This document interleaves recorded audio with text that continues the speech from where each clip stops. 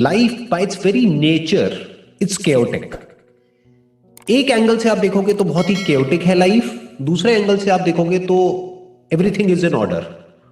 ये दोनों जो स्टेटमेंट्स हैं आपस में देखने में कॉन्ट्राडिक्टरी भी लगेंगी, बट अगर आप ध्यान से समझेंगे तो आपको समझ आ जाएगा मैं क्या कह रहा हूं। कि बेसिकली इस यूनिवर्स के अंदर जो भी कुछ होता है वो सब कुछ इन ऑर्डर है। क्या कुछ भी आउट ऑफ ऑर्डर होता है? Everything is in line with the laws of the nature, laws of the universe. उसके बाहर कहीं कुछ नहीं होता है। तो if we talk about life, तो एवरीथिंग इज इन ऑर्डर।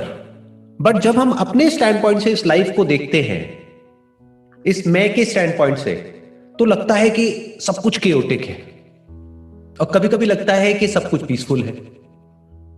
अब कब लगता है केओटिक है और कब लगता है पीसफुल है?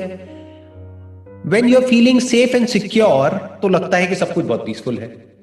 एक्चुअल में आप सेफ और सिक्योर कभी भी नहीं हो सकते इस यूनिवर्स में, क्योंकि आप कहीं भी बैठे हो, कुछ भी कभी भी कहीं भी हो सकता है। घर में बैठे हैं तो अर्थक्वेक भी तो आ सकता है ना। एक्चुअल में हम कभी भी सेफ और सिक्योर नहीं हो सकते अगर फंडामेंटली देखा जाए।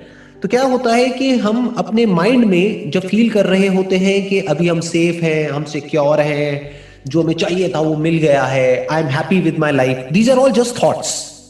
ऑब्वियसली बाहर जो भी कुछ हो रहा है हमारे आसपास में, उसका भी इस पे इफेक्ट होता है। कि फॉर एग्जाम्पल आपके पास में एक सेफ और सिक्योर जॉब है, तो यू आर फीलिंग कि हाँ सब कुछ ठीक है। अब जैसे ही वहां से नोटिस आया कि भाई 2 महीने में छोड़ दो, तो सब कुछ केओटिक लगने लग जाता है। जबकि उनका भी अपना रीजन है आपको जॉब से निकालने का, वो जो कंपनी है। बट हम उसको सिर्फ अपने स्टैंड पॉइंट से देख रहे हैं, तो सब कुछ हमको बड़ा केओटिक लग रहा है। सो ये जो केओस और ऑर्डर है, इसको ये समझना होगा from the universe point of view, everything is in order and will always be in order. It's all in line with the laws of the universe.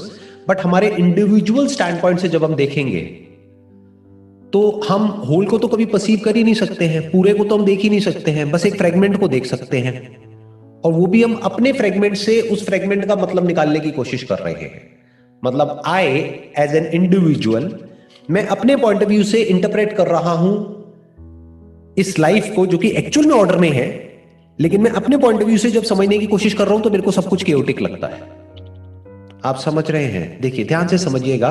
एक एंगल हो सकता है एक होलिस्टिक पर्सपेक्टिव, उस एंगल से देखेंगे तो एवरीथिंग इज इन ऑर्डर।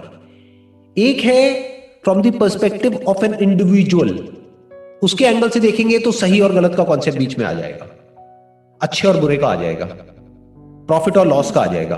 किसी का प्रॉफिट किसी का लॉस होता है।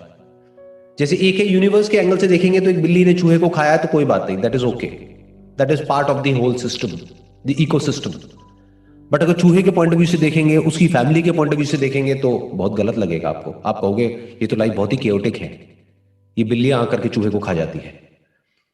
अच्छा, बिल्ली के स्टैंड पॉइंट से देखोगे, जब उसने बड़ी कोशिश करी और उसको चूहा नहीं मिल रहा है खाने के लिए, यानी कि वो भूख से मर रही है, तब आप कहोगे कि ये तो बहुत केओटिक हो गया।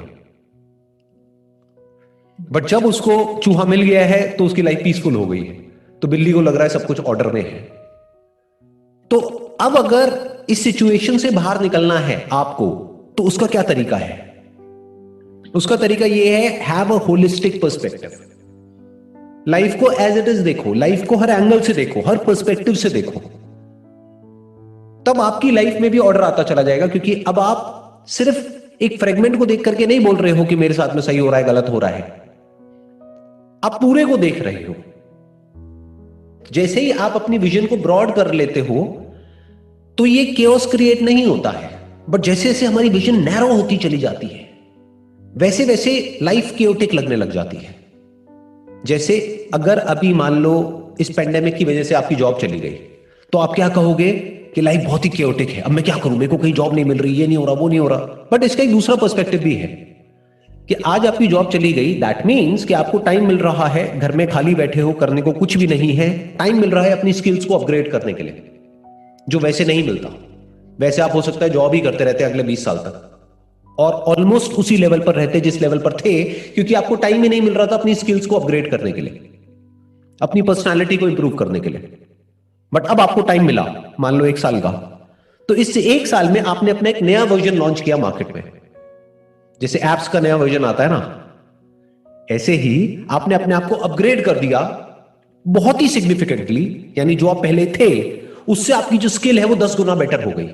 तो एक साल बाद वापस से जब सब कुछ ठीक होगा, उस वक्त आपका जो पैकेज होगा दैट मे बी डबल और इवन 5 टाइम्स मोर देन जितना आपका पहले था।